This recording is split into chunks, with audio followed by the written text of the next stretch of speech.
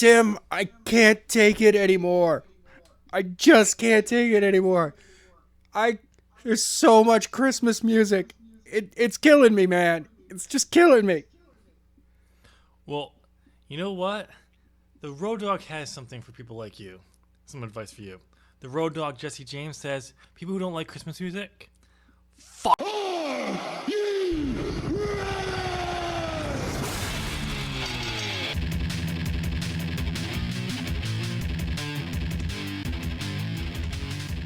Ladies and gentlemen, welcome once again to an amazing episode of As the Buckle Turns. I'm Adam. I'm Tim. And this week, when I say it's an amazing show, we've got our year-end award show to put out there for you. We got to jump on it this year. Unlike last year where we released it, the end of January? Yeah, I think so. We kind of forgot about it. Yeah, just a little bit. We got caught up in Wrestle Kingdom. This year, on the other hand, we're getting it done early. I don't think in the next week anybody's going to have that big of a match or that big of an event to destroy our year-end awards. Some small indie company is gonna have the match of the century. Yeah, it has a 9-star match. But yeah, so we will get to that. We also have a little bit of news. We have to go over TLC. Yep. And depending on how much time we have left, we may have a surprise little topic we need to talk about again. But we'll Probably see not. about that. It's one of those topics that can wait if we don't have time for today. But if we do, I want to talk about it. Yes. So, Tim, let's just jump right into the awards because we know that that's what the fans want to hear. Well, if the fans want to hear that, then we should make them wait. That's what WWE does. They don't care. And that's why the fans stop paying attention to WWE because it makes them wait, and then the payoff is, it's shitty. Yeah. It's terrible. Okay, so we have a few awards this year. So what we're going to do, we have As the Buckle Turns Award. This is an award that we give out to anyone, or a group of people, or one person, whatever, who's done something huge in wrestling this year. We have the Wrestler of the Year. We will have the Male Wrestler of the Year, the Woman Wrestler of the Year, the Match of the Year, Tag Team of the Year, Feud of the Year, Breakout Star of the Year, Comeback of the Year, Double Cross of the Year, Mouth of the Year, Rookie of the Year, Upset of the Year, Best Stable, Most Hated Tag Team, Most Improved, Most Overrated, Most Underrated, This Is Awesome, and Who to Watch in 2020. All right. Where do you want to start? I say let's start with This Is Awesome. Okay. And we'll work our way up to and then we'll come right before the As the Buckle Turns award. We'll go to Who to Watch. Okay. All right. So I have This Is Awesome as in Adam Cole versus Johnny Gargano at NXT 25. Okay. This is awesome. I know a lot of people were saying the 2 out of 3 falls at NXT during SummerSlam. What Toronto, I believe it was better. I'm sorry, because this was the moment where they actually, no one really thought, you got it wrong, I got it right, that Johnny Gargano was not dropping the belt, and they put the belt on Adam Cole. They did what everyone else thought was going to happen. All of Undisputed was going to win the belts except for Adam Cole, and it was the exact opposite. They all lost except for Adam Cole. Yeah. So that's my This Is Awesome moment. I think it was a mid-year. It was a good turning point. We got the belt on Johnny, which they've been building towards for years. Not the way they wanted to, but then we get to move on to what is basically the current hottest act outside of Johnny Gargano and Tommaso Ciampa storyline, Undisputed Era, and that was a smart move. What do you have? For me, it's the This Is Awesome moment really was when we finally got Moxley versus Omega. Okay. The match itself may not have truly lived up to the hype of what the two of them could do in the ring together.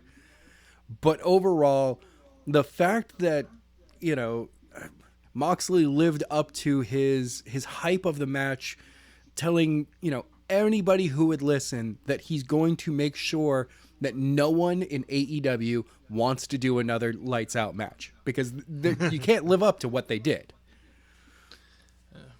From what I've heard, that's true. You still haven't watched the match. I still haven't watched the match. God, hey, really? I'm an MFA program. I don't have that much time. That's true. But yeah, for me, I would have to say that that's the moment that really was the awesome moment for me this year. Okay, so which one are we going to go with, though? Honestly, though, yours, yeah, we're gonna make Adam Cole getting the NXT championship. This is awesome for this year. Okay, yeah, I mean, as much as I've heard good things about it, it's just honestly they were building towards Adam Cole taking the NXT championship at some point. I don't know if it was gonna be that soon, but they were clearly going to go there at some point. So yeah, I think that's a good point because it was like no one thought it. Like they cannot have Adam Cole lose again. No, but I mean, you could have. I mean, that's the wonderful thing about NXT is that really anything can happen at any moment, and they don't truly do 50-50 booking. So even if somebody loses, there's always the possibility that they could get a win at any point. True, but at the same time, I'm glad they didn't. All right, so our next award we have is the most underrated wrestler. Adam, who do you have for this? My most underrated, and once again, I'm going AEW, Adam Page. Adam Page? Okay, I can understand that. Because, you've been underrating him since day one. I've been rightly underrating him because what they've been pushing him for and what he's been delivering has not matched up. There's a reason why they've pulled him away from the main event scene since All Out, because he wasn't getting over as a main event star. And that was on their fault for not putting him in with main event levels people before All Out. Yeah. Okay. But I think part of it was because they wanted to protect the other main eventers as well, but at the same time, they were trying to position him up. All they did is convince everyone that he was a mid-carder. That's all they did, me included. But my underrated star I put is The Miz. The guy is just like, he's on fire. I mean, like, people were not wanting to see Bray Wyatt wrestle as Bray Wyatt. They wanted to see The Fiend. Yes. No one really wanted to see The Miz face the Fiend, really. But he took that angle at the end of this year for TLC and made it amazing. Like, working with Bray and made it a really good angle. And just goes to show you, when you give The Miz whatever he's given, he puts it under, but they just won't use him anymore. Now, I do have to say, Bray Wyatt's entrance is actually like so over the top sugary sweet. It's actually kind of cool. I didn't see his entrance from TLC. Oh, he comes out. He has that. Like, I gotta say, Bray Wyatt has a great smile. Oh yeah. Like, he really does light up a room when he's in it, and you're just like, oh my god, I really just want to hang out with you. And then you see the Fiend, and you're like, okay, I really just want to lock you away in a closet. Maybe unleash you on my enemies. Yes. I mean, I agree with you. I get your point by Adam Page, but he hasn't done enough this year, and partly because he went from Ring of Honor to AEW and didn't wrestle half the year. Right.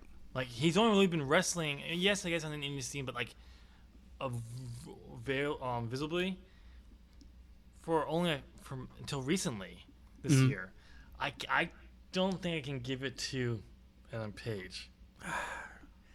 I can't really agree with The Miz because he's not truly underrated. He just wasn't utilized all that well. And that's what I meant by like underrated is for The Miz. I looked at it as someone who could deliver. We know can deliver and not being is delivering, can't deliver, is delivering. Any like level, it doesn't matter where you are on the card if you're, because I think a lot of people look at underrated as someone who's not being used, who's never getting the chance. No, I'm like, you know this guy can deliver, because he's not what you want at the moment, or you thought he failed in the past, you won't let him go to that level again, and he's proven over and over again he can. How about we both agree that it's actually Luchasaurus? I can actually see that one. I'll give it to him. I honestly will, because I think the Luchasaurus tag team and everything has been underutilized in AEW. Jurassic Express? Yeah, I think they've been underutilized. I mean, oddly enough, Luchasaurus hasn't been, like, outside of his run in TNA or Impact or whatever they were at the time, like, nobody really knew about him. And then he shows up and everyone's just like, oh, wow, cool, a dinosaur gimmick. And then just starts showing that he's really good in the ring. And good on the mic. He's actually has like a PhD. Yeah. And he lives his gimmick too. Like, I really enjoy the fact that he's just like, no, I'm a dinosaur. Oh, and the fact that he's actually like internet friends with Simon Miller. So I'll give it to you, Luchasaurus. Okay. I think that's good, doable. Just trying to remember everyone now is just not easy. Oh no! End of the year really does come down to what was I looking at this year. And not just that, just like in being in the MFA program, I don't really remember last January, honestly. No, I looked at and right now I'm looking forward to Wrestle Kingdom so much that I'm not really remembering what happened good this year, what happened bad this year. All I can say is that Match of the Year is not going to WWE. No, it's not. And I can tell you this though, like I'm looking back to Match of the Year, like I'm looking at Meltzer's ratings, I'm like seeing that they put like Kenny Omega and Tanahashi like really high on the. I'm looking back at that match. I'm like, I didn't like that match. Hey, it was okay. It was nowhere. There was some good storytelling in it, but it was just not at the level we've seen Kenny. And also, I think we just knew that he was leaving. It could be. It was just part of it too. So, all right. So the most overrated, Adam. I'm gonna let you go first because we're gonna discuss mine. So, look, if we're going to go storyline, I'm going to say this right now. Kenny Omega 2020 most overrated. Okay. If you're going by storyline. I'm going based on push and volume, basically, overall. Not just storyline, like overall, like looking at the person, like whatever the reason why what you're trying to do is not doing. So in that case, I'm going to say it and I'm going to do it. Hangman Page. Ooh, you're going Hangman. Okay, I can see that. I have 3. Oh, you have 3. I have 3 people, and I know this is going to be a surprise because I love one of these people. One is Shayna Baszler. Okay. The other one is Charlotte Flair. Okay.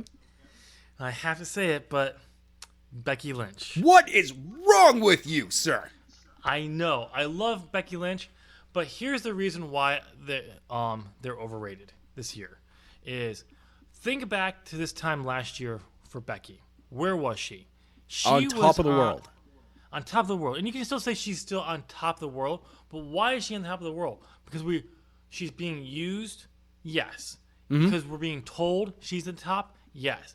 Because we like her? Yes. But if you compare her to what she was doing this time last year to now, she's nowhere like she was last year. No, she was fire in December, January of last year. Yeah, and they killed that off with the Rousey storyline by throwing Flair in there unnecessarily, overcomplicating it and everything. And then the match at WrestleMania wasn't good. It was mediocre at best. A common thread with the women when they get main events this year is you give them a main event. It didn't really most of them didn't really turn out that well. And look at Survivor Series. Charlotte, Bayley, Shayna, Becky.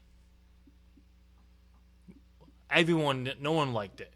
No. And the person who won it, you bury a moment afterwards by having to send people home happy. Becky stand tall by putting her through a table. When Becky was taken out by being thrown onto an announce table, when she's taken a lot worse and gotten up. And then you have TLC, which I called it. I said the Kabuki Warriors were going to retain, but no one thought for sure that they were going to retain. Yeah. And everyone was saying it's just a vehicle to push Charlotte and Becky further when Asuka and Kairi Sane are great talents. Yes, they are. They are. And it's just like when I'm saying, it's like you're over pushing the four horsewomen. That's all they really care about. Oh, and Lacey Evans. That's her too. And that's really it. And that's an issue. Yes. I love Becky. She deserves to be on top. She deserves to still be Raw Women's Champion. Charlotte has been over pushed from day one. And while she deserves to be in the top, they need to step away from her in a way that she's still being used well, but not overly pushed. Why they're portraying her as a babyface since they brought her Raw? That's why, because WWE wants her as a babyface, not the heel. If the crowd cheers you, you're a face. Well, not even that, but like last year at this time last year, what happened? They finally decided to switch it around. Becky will be the babyface, Flair will be the heel, even though they wanted the other way around. And they were forced into that, but now that's like we're just going to undo that because we always wanted Flair to be the babyface. She has to be the face of the women roster. No. And then Shayna Baszler. Shayna Baszler is going to be a huge star, and she's good. Yeah. But what do you remember about her championship matches this year? They've all ended really, really quickly to a tap out or a pass out. They weren't that good. No.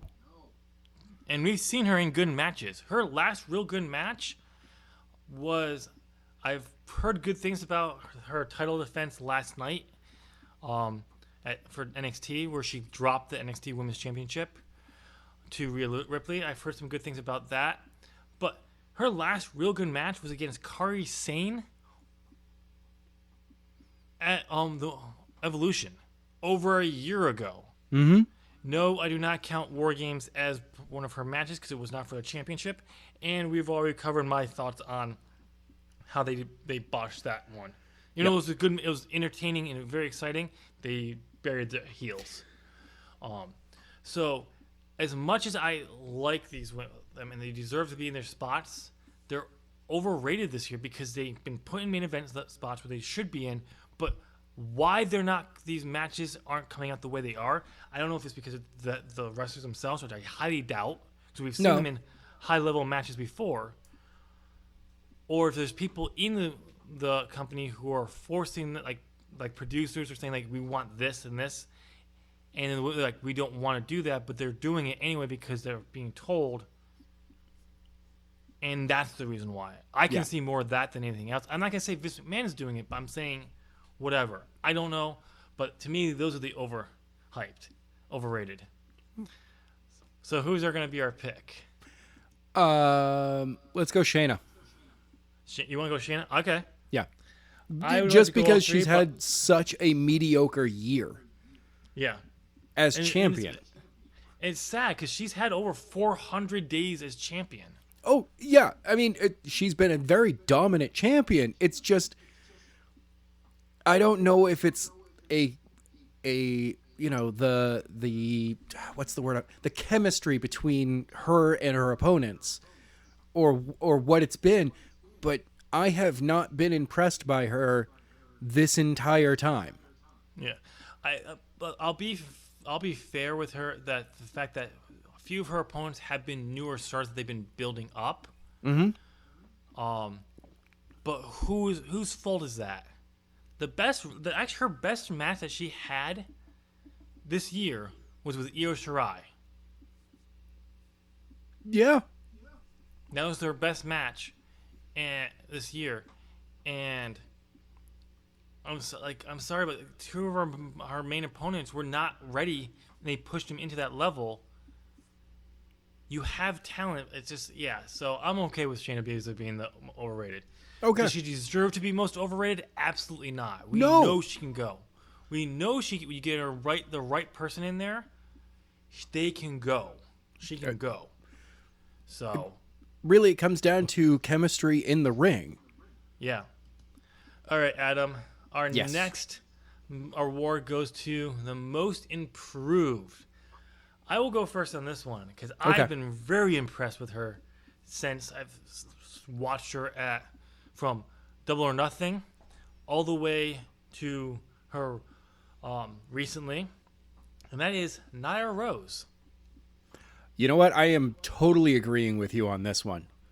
Because she basically, we had her match at Double or Nothing, she was supposed to be the muscle in the match, and then we got Awesome Kong added into, which was great. Which, But the match just was a really against quick Britt Baker aside, just a quick aside for Awesome Kong. Yeah. She is very good in the ring, Yes. and her work in Glow was I didn't realize for 2 straight seasons that was Awesome Kong in there. I knew she was in there. It took me a while to figure out when I was watching the first season which one she was. I'm an idiot. It's the obvious one. Exactly. But still, it took me forever to figure that out. She actually she's a good actress as well. Yeah. And I was just like, oh yeah, totally forgot about this. Which the upcoming in my area, Mark Maron is doing a can't really call what he does stand up, but he's doing a show.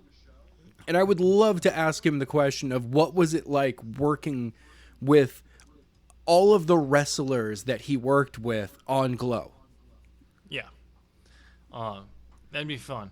But yeah, just going back to my point with Double or Nothing. Nyla Rose in that match, especially with the Awesome Kong coming in, was just to be the muscle and pow each other through to take each other out. Mm-hmm. Because the match was from Britt Baker and Kylie Ray, and that was always meant to get Britt Baker over because they want to push her hard. And I don't blame her. Blame AEW wanting to push Britt Baker. She's still very green. I don't blame her for them pushing her, but it's obviously what you're trying to do. And even with her losing the number 1 contenders match to Chris Starfield last night, it's still very obviously you're trying to raise her up, which is fine, but you're not. Well, I'm not going to go there, but now that Rose has proved hands over fists in the matches I've seen from Double or Nothing to even her match with Rio. For the women's championship match. For the women's championship. The only other person that I could compare Nyla's quick ascend in being better and better as time's gone on was Braun Strowman his second year. Yeah. You know, another person who I could equate that to as well? Yep. I mean, he had a little bit of an advantage because he was a major athlete in college. Brock Lesnar. Yeah. In his first year, he just picked up the wrestling. He already knew how to wrestle, but picking up and making it turn into pro wrestling, being dominant, but being a character, absolutely. So yeah, I definitely am very been impressed with Nyla Rose. So I think we're agreed we can do that. Yes. All right, our next one is going to be most hated tag team. Most hated tag team. No, mine is not an actual tag team, but they were a tag team for a month. Okay. Becky Let me. Lynch and I'll Seth think about Rollins. mine for a second. Mine was Becky Lynch and Seth Rollins. Okay. That. Yeah. I mean, fair enough. Fair No, enough. if we want to give it to him, we can. But like, no one, and it's not because they hate them. Well, besides Seth, because that's around the time Seth was opening his mouth on Twitter. But they just had no chemistry, and as people have said, watching them in interviews, like I did, they go to these meetings and they talk to them in the panels, and they just like, yeah, even in those panels, Becky and Seth have no chemistry. The- I mean, this does happen with couples all the time. Is that you'll see, one couple that you look at and you're like, oh my god, outwardly they have the most chemistry ever, and then behind the scenes they are nitpicking each other like there's no tomorrow. Becky and Seth may behind closed doors have the most wonderful relationship ever. They respect each other. They have boundaries that both of them go, yeah, that's a boundary. I totally understand. Yeah. But outwardly, they have like no chemistry. And I chalk this up to professional chemistry. That's how I look at it. Yeah. They have no professional chemistry whatsoever. Yeah, I mean, on screen, you see, sometimes it'll be on screen. You have these, this actor and actress who have amazing chemistry, and they hate each other. Yep. And then you have these two people who absolutely love working together, and they're best friends behind the scenes, but on screen they could never get over as a couple. Yeah. Ben Affleck and Jennifer Lopez. Yeah, actually, totally. It's like all you have to do is watch Geely, okay? Yeah, that's exactly what I was thinking of. They have no on-screen chemistry. No. But if you watch an episode of the third season of Project Greenlight, where J-Lo actually makes an appearance a few times here and there, and her little things back and forth with Ben very quickly, you just see why they weren't so involved with each other. Mm-hmm. So, but it's just funny, yeah. Okay, so who's your most hated tag team? Oh, man, that is... You know what? For me, it's a love-hate tag team. I love them because it was a heartwarming moment. I hate them because of what it did to the WWE record books. Oh. Braun Strowman and the 10-year-old. I hate that tag team. This was not this year. That was WrestleMania. That was not this year. It was over a year. That was not. I still hate them that much. Yeah, I know. No, that was not this year. Oh. Oh, no. I have it. Enzo and Big Kaz. XL. XL. You know what the funny thing is? I was actually just thinking that myself. I'm like, oh, I should propose to them. They are the most hated tag team.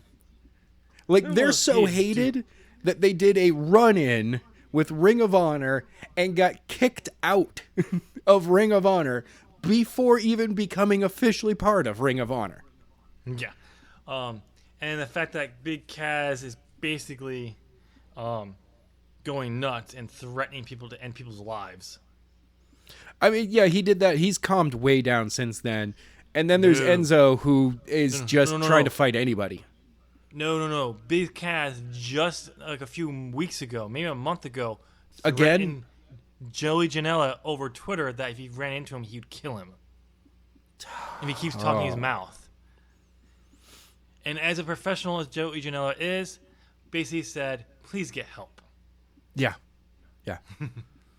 So yeah, I'm all for putting them down as the most hated tag team. Yes. Okay, the next one is the most hated in wrestling. And Adam, if you disagree with me on this one, then you're a bigger WWE fan than I ever was. Okay. Do you know who I'm talking about? You know what? I'm going to say the name that I have, and at the same time, I absolutely love him. MJF. Wrong. What? He is The so most hated by Yes. outside community that he became a D&D character. Yes, but he's not cool. He's cool though. He's hated cool. My guy is not cool and hated. Oh, okay. It's Mr. Burn It Down himself, Seth Rollins. Yeah, no, he's hated for just being a jackass online. Yeah, and that and his character on he's just falling flat on TV as a baby face and all that. Yep. So I have to fight for Seth to be the most hated. Okay. And then the fact that they also WWE kind of agrees that by turning him heel. Finally. Yeah. Okay, so we'll go with Seth Rollins on this one. I mean, I'm glad that they turned him heel.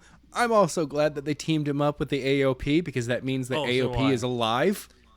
But I'm with CM Punk. I don't want Shield 2.0. No, I like that he is the obvious leader of this group. Yes. Okay. So our next one, I actually only have one person. Only one group I could really think of this, because I'm just that unfamiliar at the moment. Oh, I forgot about them. Maybe. Best stable. Best stable. I can't believe that I just forgot I did not even think of them when I thought of this. I put the Inner Circle down because they're fresh in my mind. They're fresh though. What have I been saying all year long? Put all the belts on Undisputed Era. Well, yes. I see. This is a moment that I'm stepping away from everything WWE and AEW. Actually, you know what? No. I am saying that the best stable this year is the Elite. Because without them, we would have no AEW at all. See, here's the thing. I agree with you, but you're wrong. Well, I mean, I could also turn around and just go chaos. Because the reason why I'm saying you're wrong that we wouldn't have AEW without the Elite, Tony Khan was determined to start a professional wrestling company. We may That's not have true. it now if they turned him down, but he was determined. Oh no, we would have had something, but we would not have had all Elite wrestling without the Elite. Maybe not. But I'm looking at it for the best stable. I'm talking about in ring, in storyline, stuff like that. That's what I'm looking at. Okay, that part of it, I might have to go back to a stable that's won for a number of years. Then, Bullet Club. Guerrillas of Destiny have been the most dominant tag team in New Japan / Ring of Honor for a year now. Tag team, not stable. Jay White was also both the New Japan heavyweight champion and the U.S. champion. No, he was not the U.S. champion this year. He's the current Intercontinental champion. Oh, yeah, sorry. My bad. True. Name one other thing the Bullet Club has done. Their feud with what culture? Not canon. Actually, it actually is New Japan canon. It's kind of sad. It is. It is. Because for that reason, I'll give it to him. because if I remember correctly, they have tried to reach out to Simon Miller. Okay. Because of the fact that Simon is a wrestler, but the time that they were reaching out to him, he was still recovering from an injury.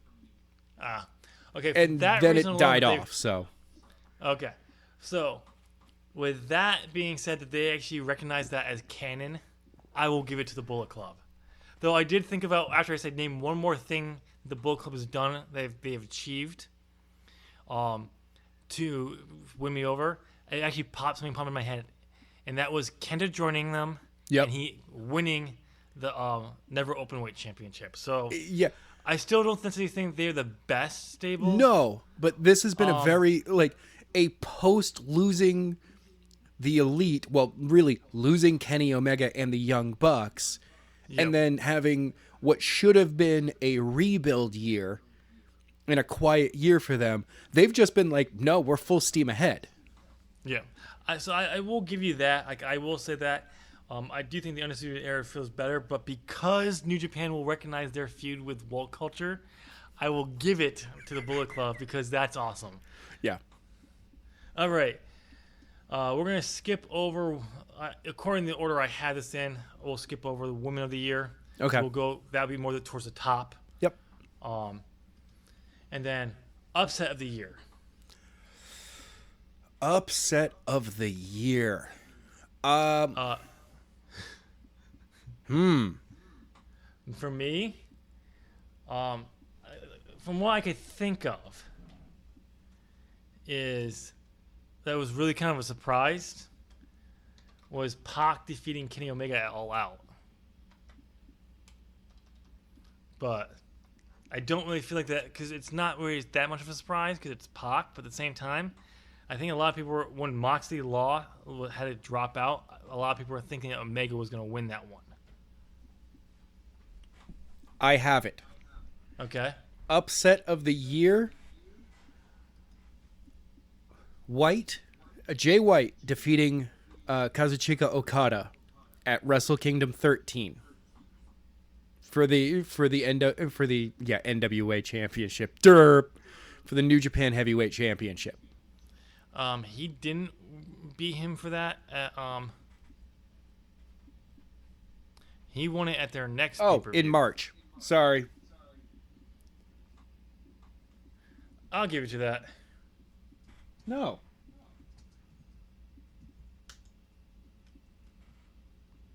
Oh yeah, hold on.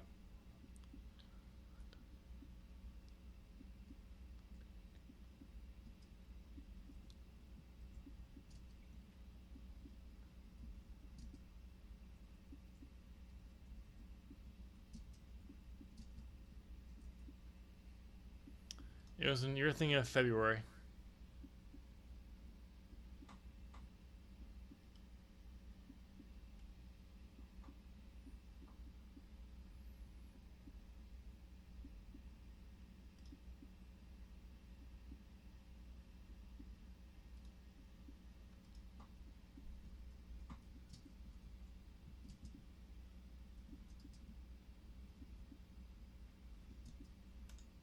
Sometimes I don't like Wikipedia because it'll give you like, hey, this happened, but we're not going to really give you dates on that stuff.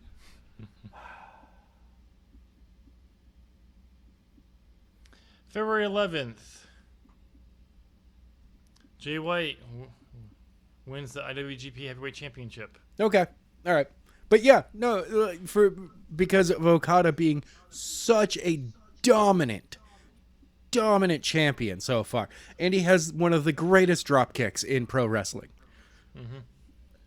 Mm-hmm. With Jay White pulling out the win over him for the belt. Over Tanahashi, you mean? Yeah, over Tanahashi. No, Jay White. Oh well, okay. Jay White beating Okada. Jay White did not beat Okada. He beat Tanahashi. He dropped the belt to Okada.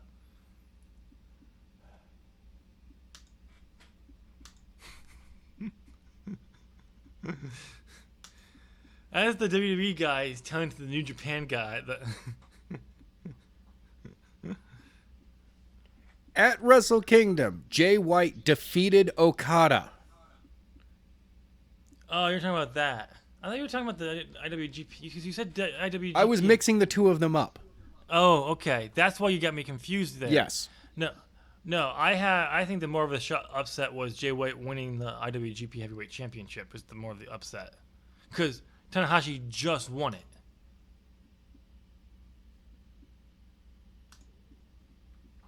Yes, and now Jay White's the champion again.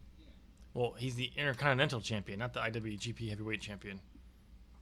Yeah, never mind. I know that. So, but yeah, so we'll agree with Jay White winning the IWGP Heavyweight Championship as the most upset. I think that is a good point.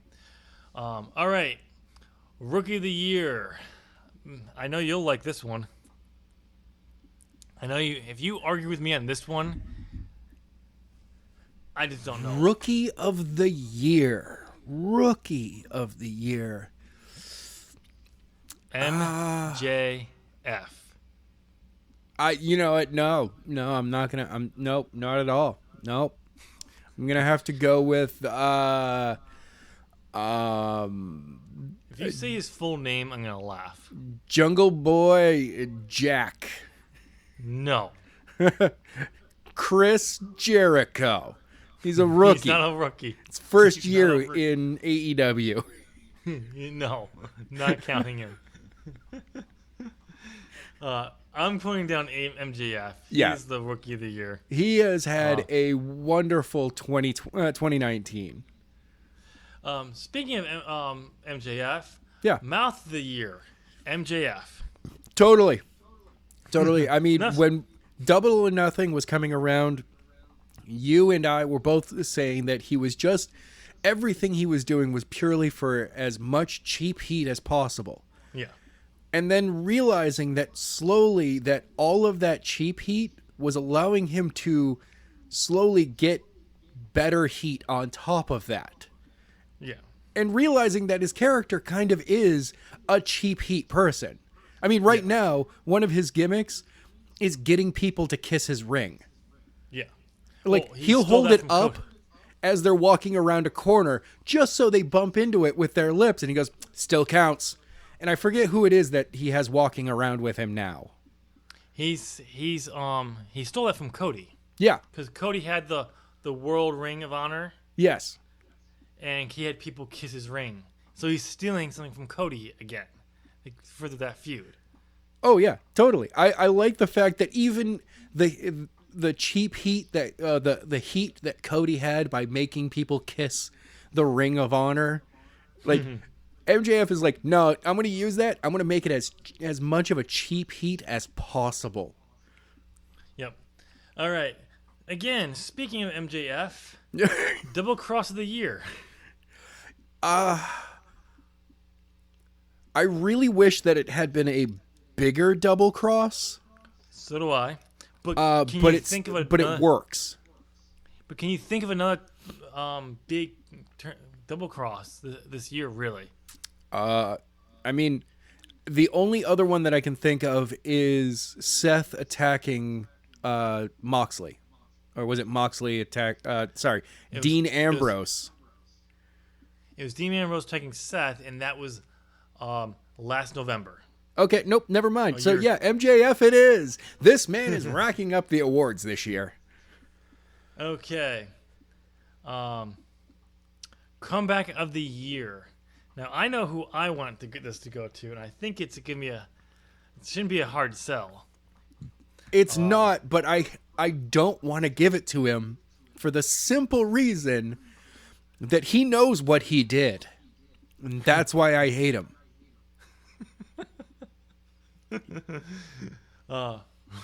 Roman Reigns. You know what you did, Roman. You know what you did. Now, Joseph Anawai, you're a really cool dude. I enjoy you, and I would love to hang out with you sometime. But Roman Reigns, fuck you, dude. dead to You me. know what you did. You know. I know what but you yeah. did. The comeback of the year has to go to Roman Reigns. He came Yes. back from cancer. And the fact that when he came back, he has not. We were worried about, okay, how long before he gets over pushed again? When is he? And I think part of it is when he came back, he's like, yes, do I want to be at the top of the business? Do I want to be that guy? Yes, but we have to come back from a different approach It has to feel going natural. forward. And the fact that he was able to lose at TLC against Baron Corbin, even though I disagree with that loss, the fact that Vince even allowed it or considered it shows that they're not over pushing him for now. So, are we agree? Comeback of the year, Roman Reigns? Yeah. I mean, I would, if Moxley had, gone away this year instead of having such a mediocre start to the year and then an amazing finish to it, I would have given it to him instead. See, I thought the same thing, but I found a solution for that. You did? Yes. Breakout star of the year. John Moxley. John Moxley, totally. Like, I would love for next year to say that Brody Lee is the breakout star of the year. Yes. I really want to say that, but So do I. right now, yeah, Moxley. When I thought about this, when I was coming to this character, I'm like breakout star of the year, it's generally used for a younger talent who's broken out, but Yes. it doesn't have to be. It's a good point to give someone who's been around for a while, but in the mush, who's just explodes, and that's fits John Moxley perfectly. The last half of this year. I feel also that if Moxley hadn't had the explosion of a year that he had after leaving WWE, Yep. it would have gone to Kenta. Yes. Because really, you look at it, Kenta had the exact same thing happen. Leaves WWE, goes back to New Japan, blows up, joins Bullet Club, gets into a massive feud with, oh God, why am I blanking on that guy's name? Oh, I know who you're thinking of. it's his mentor. Yeah. Oh, come here, internet. And by the way, he didn't go back to New Japan. He never worked for New Japan. What? He went back to Japan, but he never was in New Japan. He worked. Well, for yeah. He went back to New different- Japan. Yeah. I believe he was from Noah. I believe is where he was mostly worked from. But yeah, went back, blown up, and I actually think I had him in there at one point, but then I thought, no, I gotta give that to Moxley. So, all right, Adam, we're getting to the top ones. Adam, who do It's you Shibata. have? Okay. Who do you have for feud of the year? Feud of the year.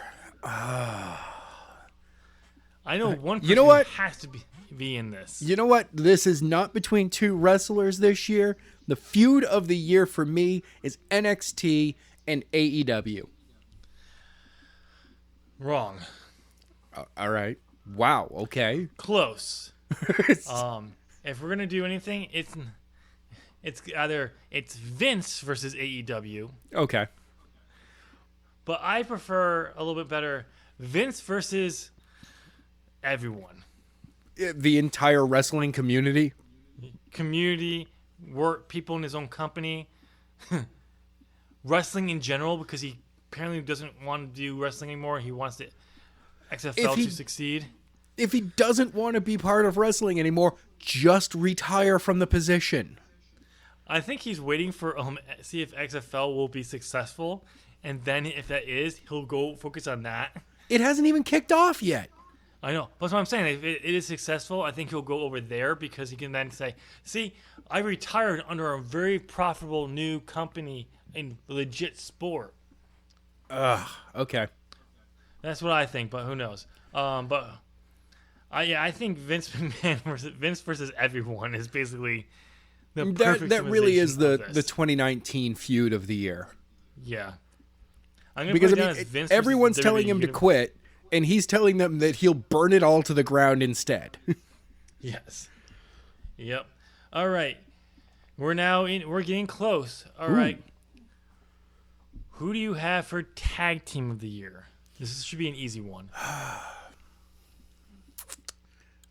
If I want to go by their dominance, I'll go Guerrillas of Destiny. If I want to go for making a mark on the wrestling world, I would go Young Bucks. You had it correct the first time. It's Grills of Destiny. They have been 2019 has been their dominant year.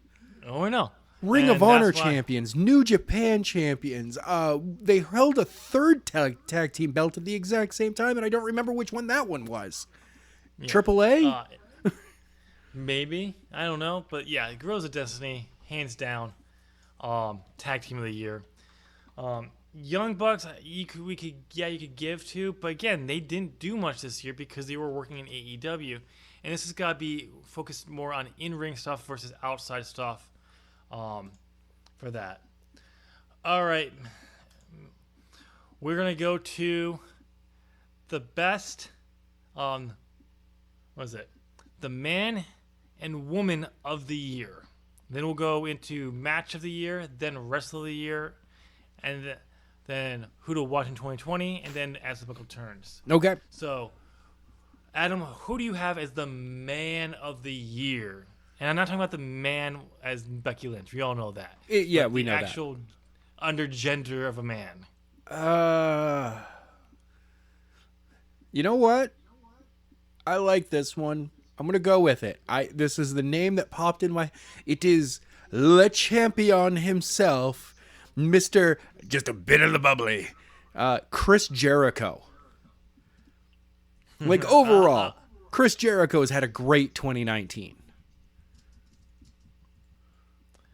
I'll agree with you on that one. Like, he's the first ever AEW champion. His podcast has actually been doing better this year than it has in the past, even with some of the controversy with having Eric Trump on there. Don Trump Jr. on there. Outside of that, I will say this: I loved his response to that, though. It's a show. He said a nonpartisan. Yeah, he's Canadian. Not U.S. politics does not matter to him. So, I agree. I'm as much as I didn't like that thing, but I will say it was a nice little response to the outrage to it. I'm nonpartisan. I will go with Chris Jericho on that one. I agree with that one. Yeah, he's really had like a great year. Like 2019 kind of was like the year of Cody. Mm-hmm. And yeah, Chris Jericho's having a great 2019. Now I'm really looking forward to seeing who could be the man of the year for 2020. It's all wide open. Could be Luchasaurus. It could be. I don't know. It could be. You know what? It's going to be Alberto Del Rio. Just out of the blue. No. Okay, so let's move on. I agree with you on Chris Jericho. I think there's no one better to put this in there but Becky Lynch for Woman of the Year. Really? Not Tessa Blanchard? No, because I have a special spot for Tessa Blanchard. Oh, okay. Who's doing the man thing better than Becky Lynch is doing it? No. Tessa Blanchard deserves a better award. Oh.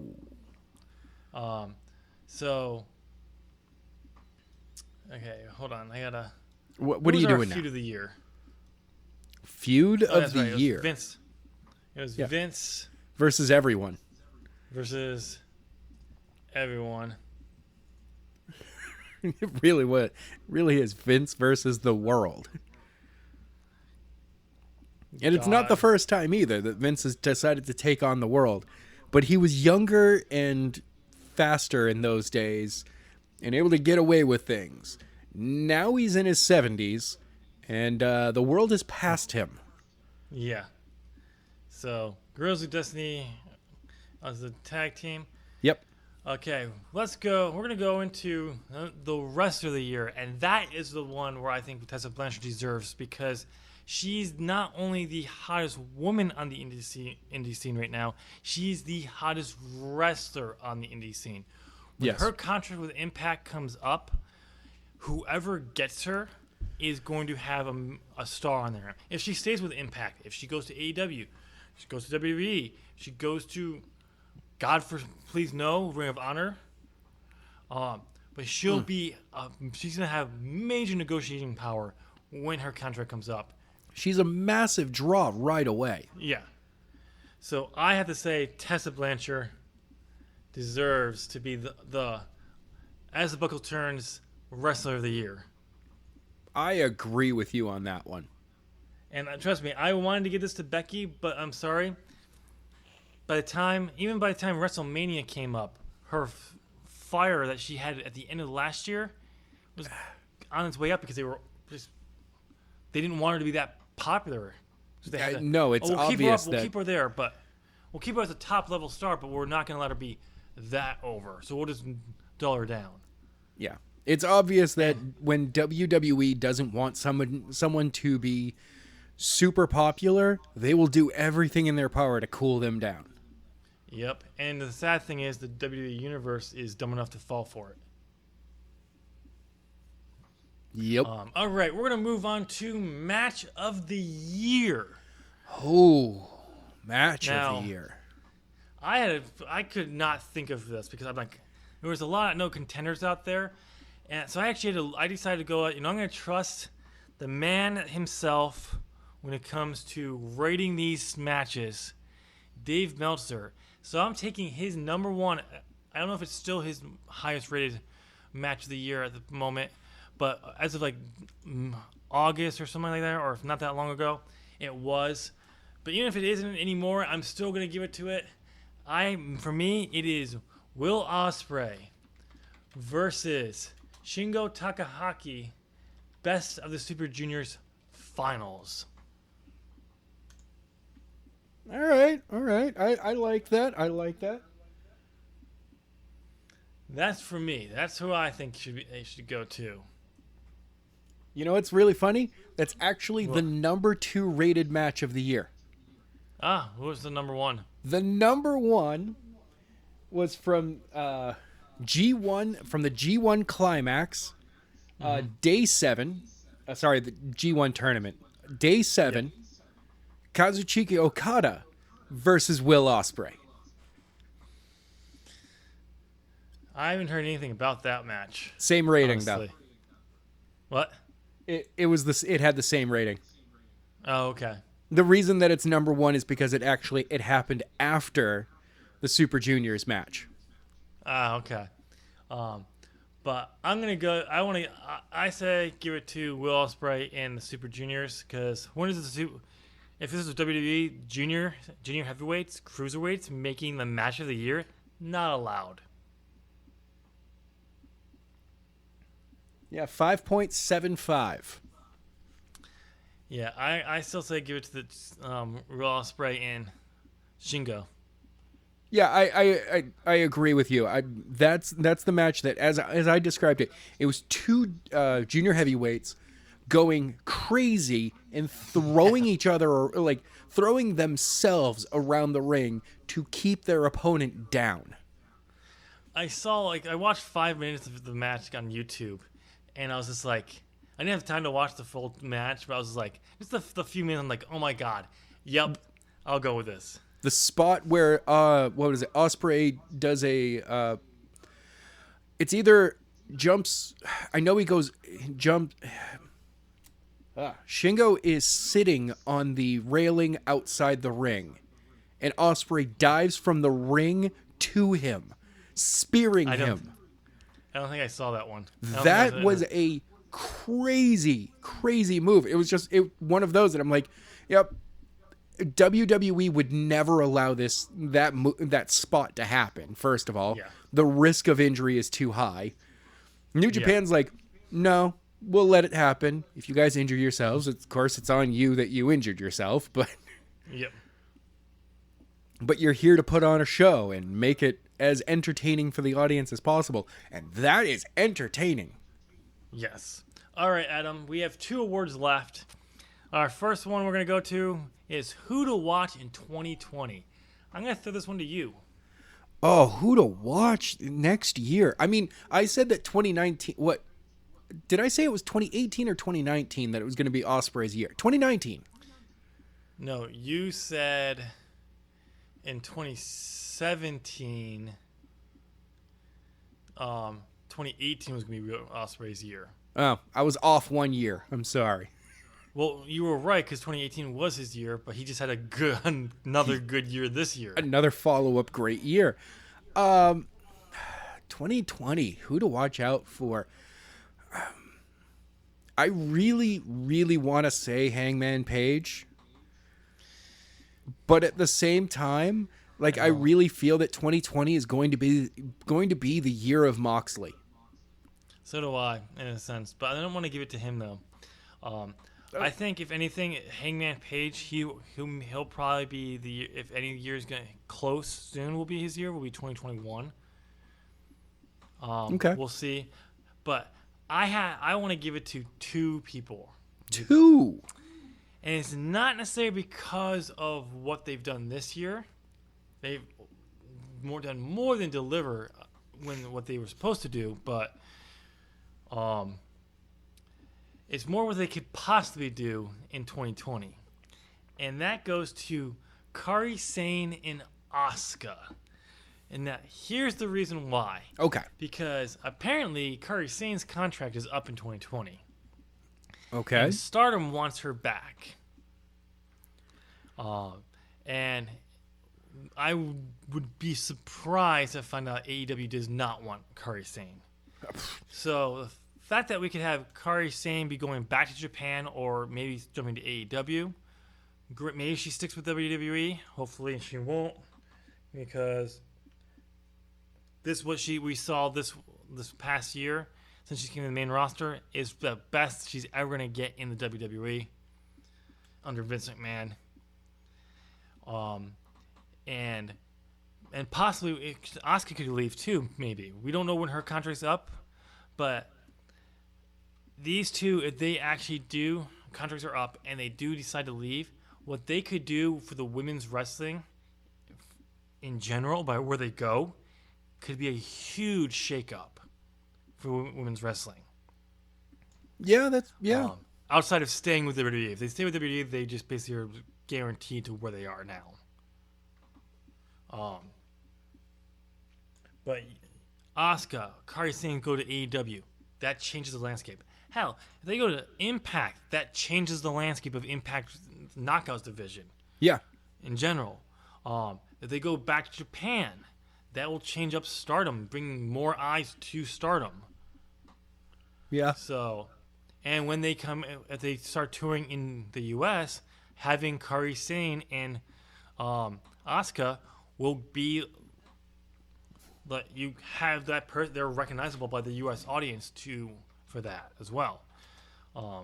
So for me, I think that's the biggest shakeup. Like, that's the person who to watch. What do you say, Adam? Who are we gonna give this to? I agree with you. I full on agree with you on that one. Keep your eye on Kairi Sane in 2020. Kairi Sane, yeah. And Asuka. I'll give it to Asuka too, but we don't know for a fact that she can leave if her contract's up or not. It's almost guaranteed that, from what people are saying, her contract's up this year. And she is possibly considering going back to Japan. So, yeah, I say keep an eye on Kairi Sane. All right, Adam. We're at the big award.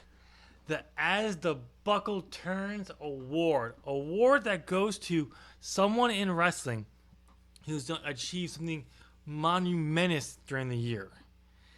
And there's only one person in my mind that this could go to. Yeah. No, I've got that one person in my head too, man. Roman Reigns. Roman Reigns too? Yeah. Oh no, Tony Khan. Tony Khan. Yeah. We could say the Elite, but Tony Khan is the one who has been wanting to do a wrestling organization for a while now. He was talking to other people, CM Punk. It was the Elite who got it, but it was Tony Khan who's willing to convince his dad that it was good investment time, good investment and all that. A billionaire who is successful in other actual sports, saying, no, it is valuable for us to, as a business, to start a major promotion, shake up the pro wrestling scene, and really go at it out there, and it can be profitable. Oh yeah, that's huge. The way that they're doing things backstage is different. Mm-hmm. The fact that they have, that they obviously are, one, borrowing from the past and non-scripted promos, allowing people to have insight on how their characters work. The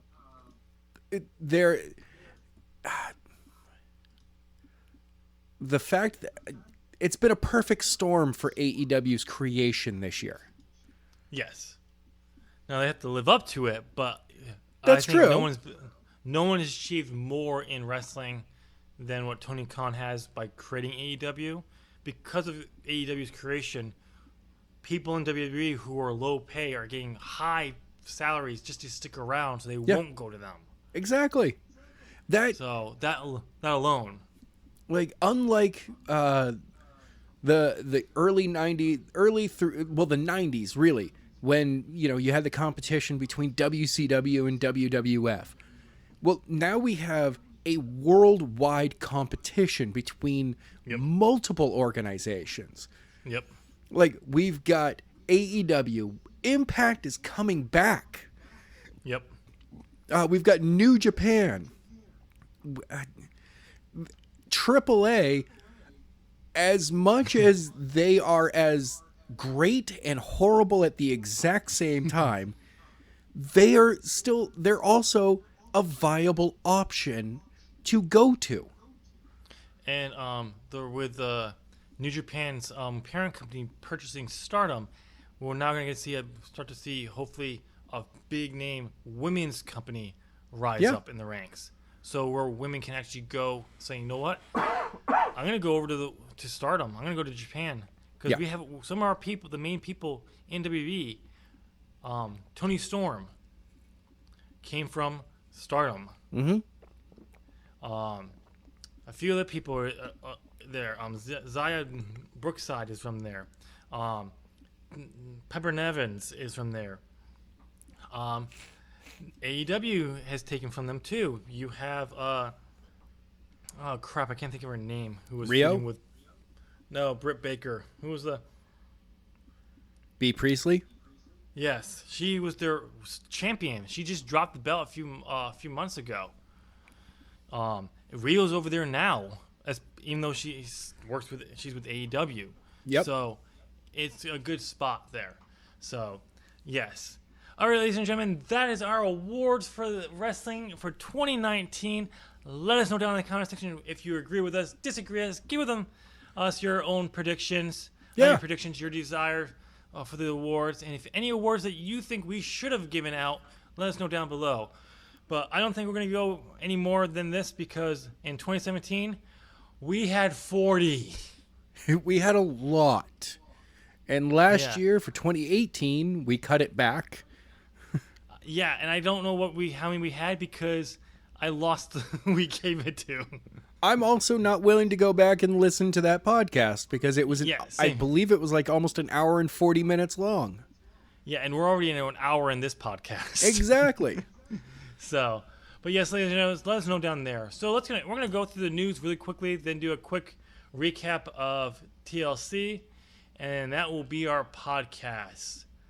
So, why don't we just jump right into NXT right now? Okay. They won the ratings war this week That's right. They're Beating- at 3. overall, not in a row, but 3 victories. Yes.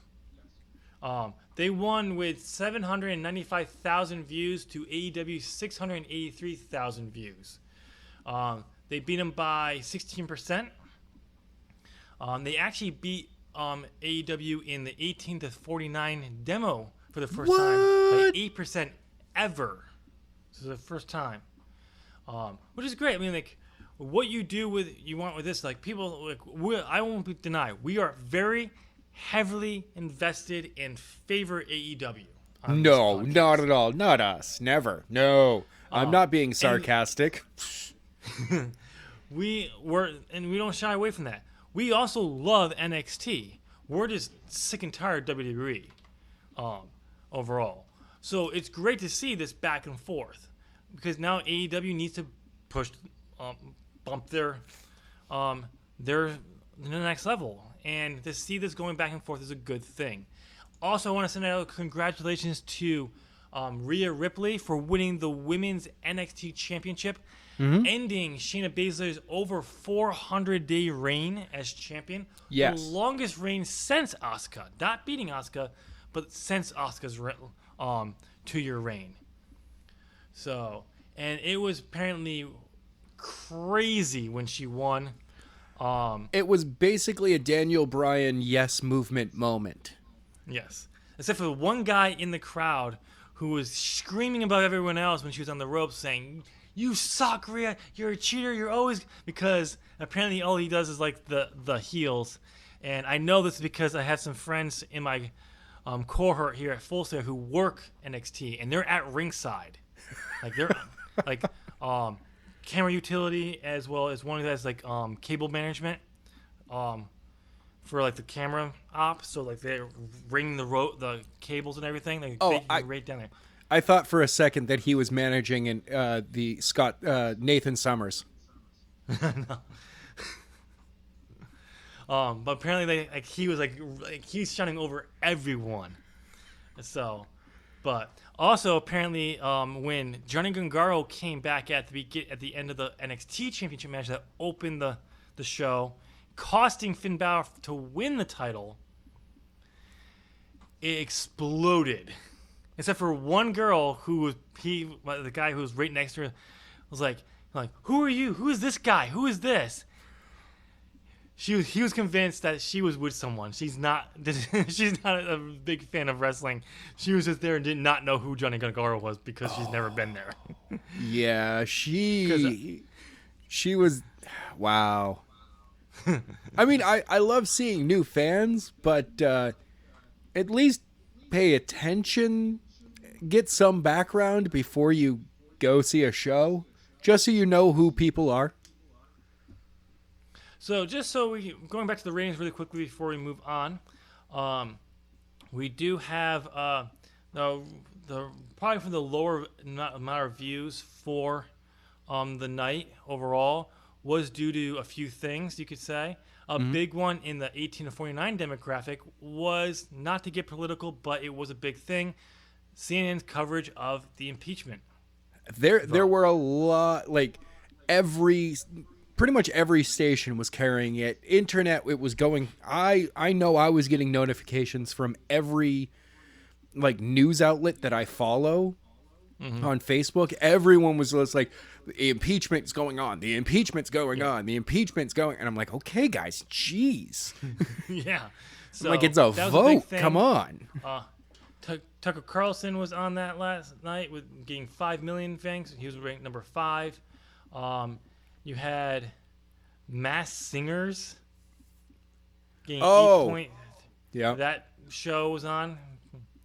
So there were other things going on, but when you think about the numbers that NXT and AEW have been getting, not that many people tuned out. Yeah, no, they're within their, like, I kind of feel that there's always going to be a flux of about 100,000.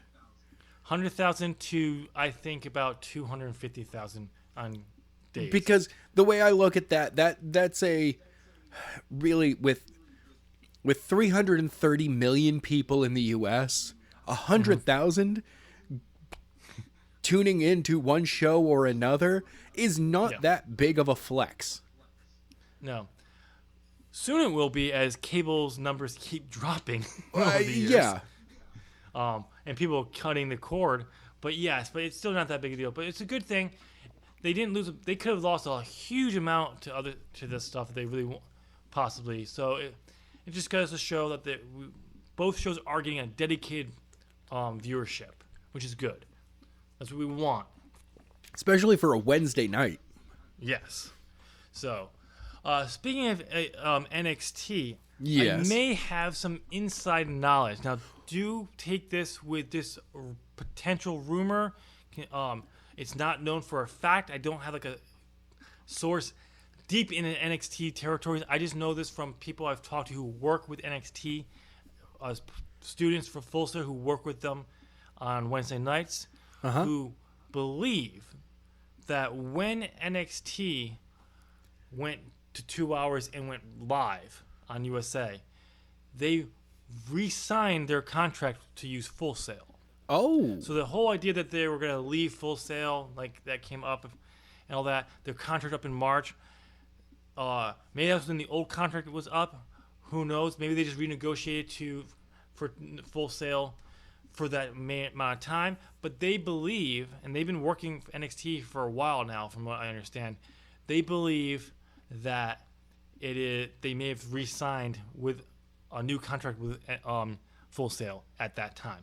It is not confirmed. This is not coming from anyone directly in NXT who works for them or higher ups, but that's what they were feeling. I asked them about that today, if they have heard anything, and it comes back from the same guy who told us gave us our cold opener today about Road Dogg's thoughts on people who don't like Christmas music. Yes, Road Dogg actually said that to one of these guys. I would actually expect that out of him. So, and right as after saying that, he immediately left catering and walked off. If it was in catering, then yeah, the dude was just like, all right, I got stuff to do. Y'all have a great day. So that, take it with a grain of salt. We don't know for sure, but if March comes and goes and they're still at Full Sail, we'll know. Then maybe they did. Yeah. That's a good thing. We have some Impact Wrestling news, Adam. Yes. You know how normally we go down the list of how many people get released from WWE? Well, we've got one for Impact finally. Yes. Killer Cross has been granted his release from Impact Wrestling. Yes. He recently just signed a new contract with them, but then his momentum, his stock basically in wrestling and overall just shot through the roof as they started really pushing him more. And they didn't really apparently pay him much. They didn't increase his pay or whatever that he felt as his stock rose. In other words, WWE came a call in. Basically, he found out that we're interested. Other people were probably interested as well. And he wanted, understandably, to be compensated as he became a bigger star, to be paid more. I can't blame Impact for saying no because you just signed a new contract. Yeah. Sometimes that happens, but I definitely think Impact should have worked with him a little bit. And apparently he was suing them over this. He was trying to get out. They finally decided just to let him go because he hasn't been on TV since this whole incident. Mm-hmm. Personally, you know what? If he doesn't want to be there, even though he's a big star and you see it, if they don't want to be there, you shouldn't let him be there. Just don't. It's not the headache. It's not worth the headache. It's better to let somebody go than it is to keep them around and either force them to sit the sidelines, like what WWE does, but they're a big enough company that they can just take the hit. Yep. Or, force them to continue on even though they're unhappy. Like it's just better overall to just go, all right, have fun. But also, here's another thing. If you let them go when they want to go and they become a bigger star and then you want them to come back and you were willing to offer them the negotiate, they're going to be willing to work with you now. Yes. You didn't have to, but you worked with them. And maybe they'll be reward that. Maybe not an exclusive contract, but they're going to come in and work with you. So that's a good thing. I'm happy with that. And also, side note, his girlfriend, Scarlett Borbax, who just recently signed with WWE. So there's a possibility that he may go there. Time will tell. I just kind of funny because the image on Wrestling Inc.'s site that I'm looking at right now has a photo of him shattering a cement block against Travis Banks or whatever his name is. I can't remember his name in Impact. Skull. Ooh. Like he's punching someone's holding up and he's punching it into it's like shattered. That's a pretty cool spot. Yeah. Because the person on the other side of it's just like it's the trick of hitting a cement block with a sledgehammer on somebody's chest. Yeah. The block is one's taking all of that power. Yeah. What the person behind it's getting a little bit, but it's like 10% at most. You're gonna feel the force, but it's not anywhere as bad as you can make it look. Right. So Adam, we're drawing very close to ending a streak. Did you know that? Oh, what streak is that? A streak that no one even knew really existed until recently. Yes. This streak is, if John Cena does not wrestle by the end of January 2020, it will be 1 year since John Cena has not had a match in WWE, That's right. ending his like 15, 16 years career of having at least one match in the year. Yeah. His last match was January 14th in a fatal 4-way that Finn Balor won of 2019. He has not had a match since January of 2019. You sure about that? What about that 6-man tag match? That was January 7th of 2019. That was 1 week earlier. When we covered this, you switched those two up. Yeah. Sorry about that. So, but yes, so January 14th, if John Cena does not come back and wrestle a match, not appear, Nope. wrestle, Yep. he will have not had a match in a year. I would like to see him come back for like right after the first has the match and you're just like, oh damn it. No, I want to see him come back like the NXT after the 14th to NXT of all places. Yes. Or no, have his match in NXT and he can still say, I didn't have a match in a year in WWE. I had a match in NXT though. Yeah. Yeah. That would be fun. But speaking of John Cena, apparently WWE wanted him to have a big role at WrestleMania 36 this year. Oh, what do they want him to do at WrestleMania? Doesn't say. It just says they want him to have a big role in it. And which would be hard because he keeps just every so often I'm seeing on wrestling sites, or on YouTube, John Cena signing a new to a new movie. It's like The Rock again. Like every day I hear like, oh, it's like The Rock is signing to this movie, The Rock is signing to this movie, and now John Cena is doing the same thing. Now you have two former major pro wrestlers storming Hollywood. Do you blame him? I mean, he's good with comedic timing, and he can be serious. Like he really is like The Rock 2.0 for Hollywood. Well, you know the funny thing I find funny that we say this. Go back almost over a decade ago when John Cena started his acting career with The Marine and those other movies he did. And we were like, he's not going to be, there's no way John Cena's going to pull The Rock and be able to be a major player in Hollywood. He sucks at acting. And now in 2019. Go back to The Rock when he first stepped into Hollywood. Everyone was just like, he is a one-trick pony. He's going to be just an action star at best. It's going to be a couple of movies, and he's going to go back to wrestling. 17 years later. Yep. And you can't even say his first movie he did terrible because it was The Scorpion King. It wasn't The Scorpion. It was The Mummy Returns, and even though it was a small role. Yeah. The movie did very well. Did very well. The CGI version of him at the very end of the movie, oh god. Oh, that is horrible to look at. Even if you look at it now, it's even worse. It does not cross over well. It is not aged well. well. A lot of things in that movie, a lot of the CGI in that movie in The Mummy did cross over well, but that is not one of them. No. And then The Scorpion King, you can make a different case for the actual movie. It wasn't bad, but it wasn't terrible either. No. Then you got The Rundown. But yeah, so apparently, The Rundown, that is the most famously closest we've ever seen The Rock be The Rock in a film. Yes. And ironically, that movie came out right around the time where I got sick and tired of The Rock so much that I wanted to see that movie just to see someone kick his ass. And I love that movie still. Yeah. But yeah, so apparently they want him a big role in there. It doesn't mean necessarily wrestle, but have him involved in some way. And other news of WrestleMania. Yes. Adam, have you heard that Sting is willing to come out of retirement for a match at WrestleMania? Yes, he has. But who? He said only one opponent, though. And that would be the one opponent that every fan has ever wanted to see Sting face off against. That's right. It's Roman Reigns.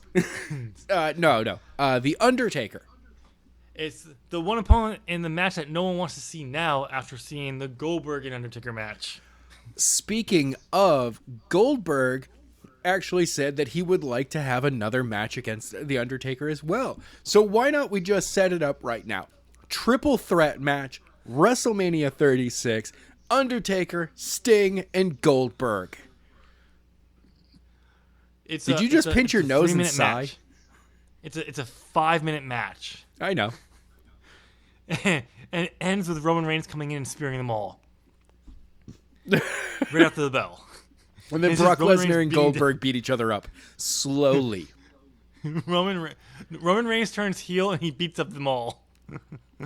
And as he's bringing up The Undertaker, he's like, I retired you 4 years ago. And it just keeps beating him up in the ring. Just beating him. Seth retired you, Sting, 4 years ago. Brock Lesnar retired you at WrestleMania 20, 16 years ago. Yeah, exactly. It's like, all of you, go away. But and it's supposed to be Roman's big heel turn, and it's just a giant pop because the match, like the 30 seconds before Roman came out, was already terrible, and people were like, "No, they gotta save this." Oh, Roman came out. Yeah! Thank you for saving us, Roman.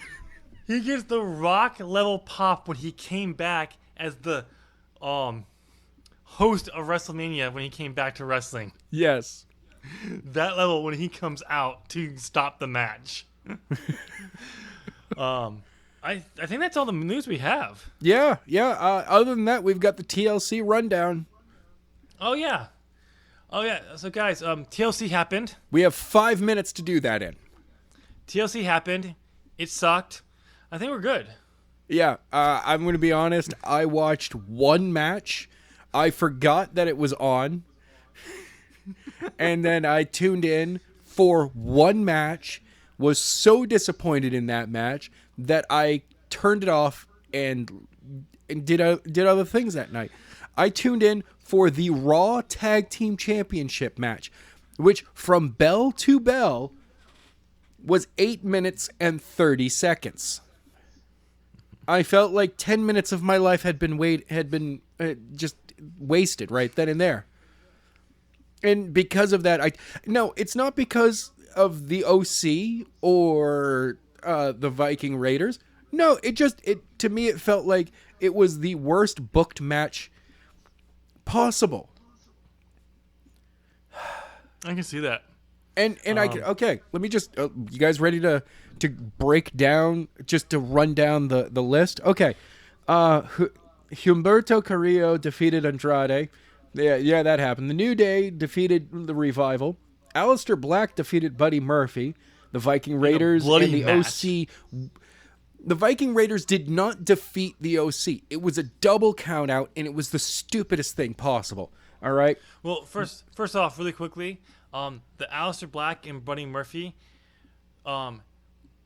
it's believed, I think they actually acknowledged it, that Aleister Black's nose was broken in the match. Wow.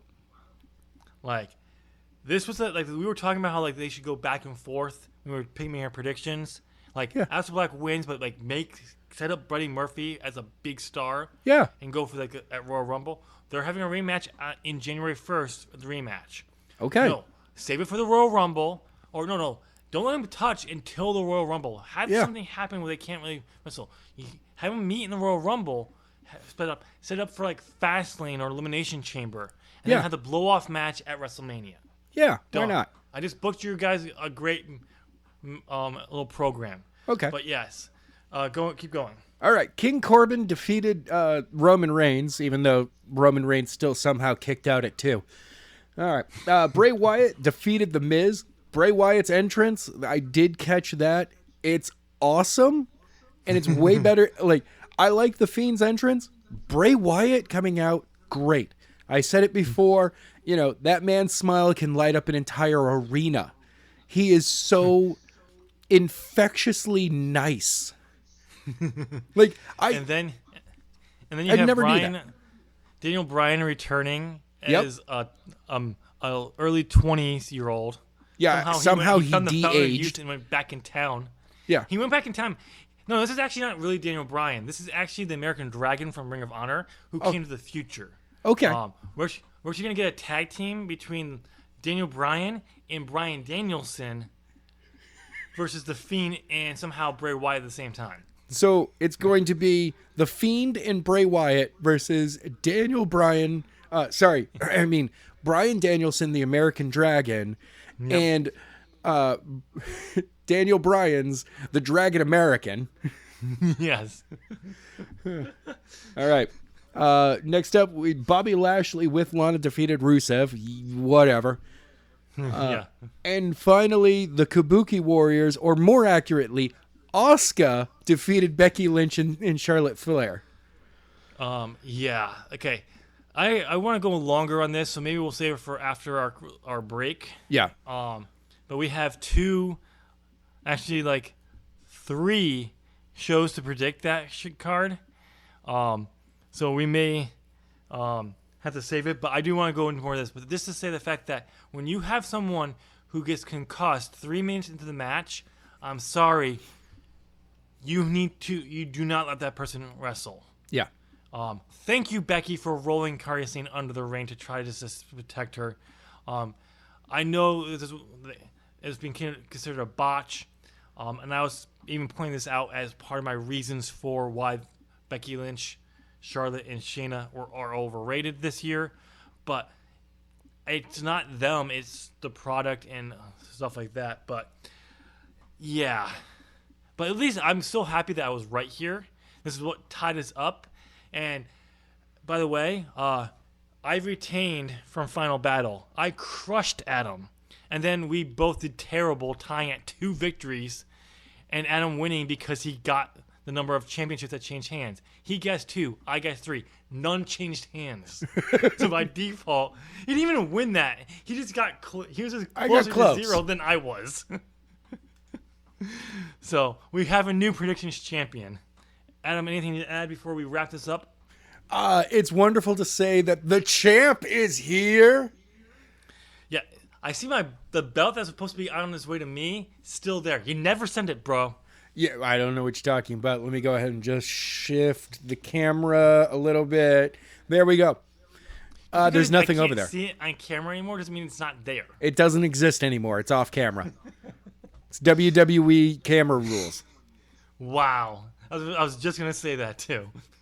All right, ladies and gentlemen, let us know down in the comment section what you thought of TLC. Did you like it? Was it good?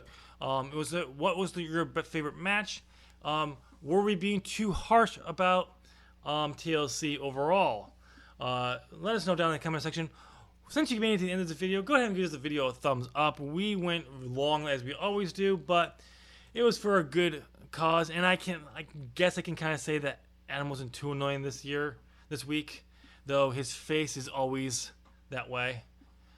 Trust me, guys. You think the photo that he posts of us at the beginning is bad? Try watching that every day for like 5 hours. Oh my god. Yeah. But since you're giving us a thumbs up and you're right there, go ahead and give us this channel a subscribe. Yo, Adam. Yes. Oh, ding. Ring that bell.